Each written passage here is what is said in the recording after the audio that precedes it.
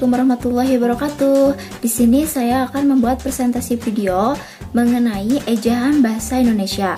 Tugas ini dibuat untuk memenuhi salah satu mata kuliah bahasa Indonesia. Berhubung ejaan bahasa Indonesia itu sangat banyak ragamnya, maka saya hanya akan membahas tentang pemakaian huruf saja. Selamat menonton. Berdasarkan pedoman umum ejaan bahasa Indonesia, maka ejaan dibagi menjadi 4.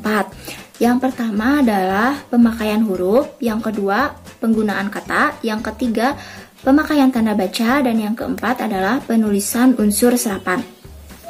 Nah, di sini yang akan saya bahas adalah pemakaian huruf pada ejaan bahasa Indonesia. Next.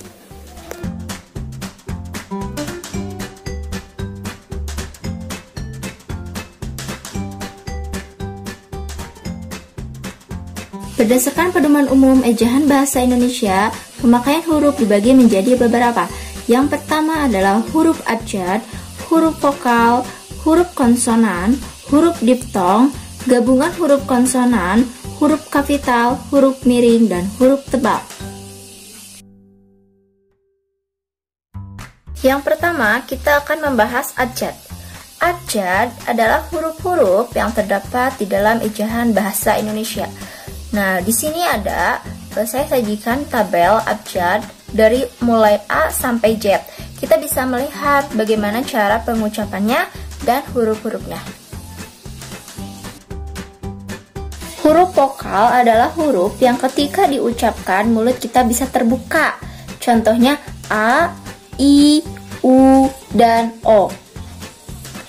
Nah, di sini sudah saya sajikan tabel berupa contoh-contoh penggunaan huruf vokal maupun di awal, di tengah, maupun di akhir. Contoh huruf vokal A di awal itu adalah apa? Contoh di tengah, pada, contoh di akhir adalah lupa. Nah, berikut contoh-contohnya sudah disajikan, kita bisa memahaminya bersama. Di sini ada huruf konsonan. Huruf konsonan adalah semua huruf yang tersisa dari huruf-huruf vokal. Jadi kecuali huruf vokal itu adalah huruf konsonan. Contohnya B, C, D, F, G, dan seterusnya. Nah, bisa dilihat dari tabel berikut ini.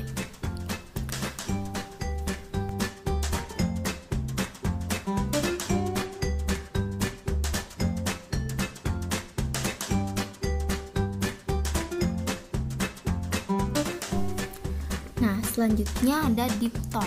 Diftong itu merupakan gabungan dari dua huruf vokal yang pengucapannya tidak dipisahkan. Nah, kita ambil contoh yang kedua, AU. Ada di awal aula, tapi kita menyebutnya aula bukan aula. Saudara bukan saudara. Harimau bukan harimau. Di sini juga ada gabungan huruf konsonan.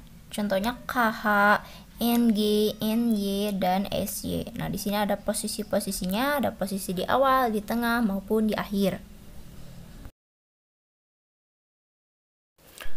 Huruf kapital yang pertama digunakan di awal kalimat. Contohnya apa maksudnya? Dia membaca buku. Kita harus bekerja keras. Huruf A, D, dan K, P itu menggunakan huruf kapital. Selanjutnya ada juga pemakaian nama orang seperti Amir Hamzah.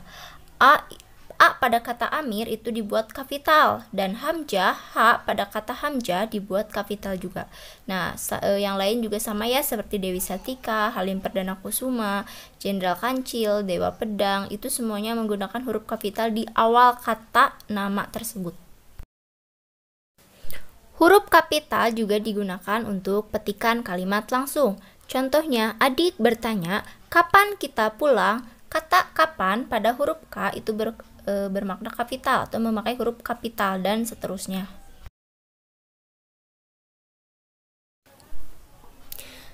Nah, huruf kapital juga digunakan untuk nama agama, kitab suci, dan Tuhan atau kata ganti untuk Tuhan. Misalnya Islam, Al-Quran, Kristen, Alkitab, Hindu, Weda, Allah, Tuhan.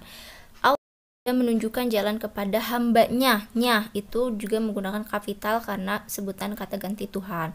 Ya Tuhan, bimbinglah hambamu ke jalan. Kapital juga digunakan untuk suatu gelar kehormatan, keturunan, keagamaan, atau akademik. Contohnya Sultan Hasanuddin. Huruf sultan atau kata sultan pada huruf S itu kapital.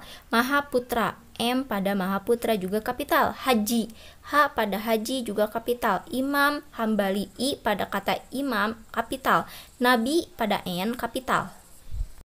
Huruf miring dipakai untuk menuliskan judul buku, nama majalah, atau nama surat kabar yang dikutip dalam tulisan, termasuk dalam daftar pustaka. Huruf miring juga dipakai untuk menegaskan atau mengkhususkan huruf, bagian kata, atau kelompok kata dalam kalimat. Huruf miring dipakai untuk menuliskan kata atau ungkapan dalam bahasa daerah atau bahasa asing. Huruf tebal dipakai untuk menegaskan bagian tulisan yang ditulis miring.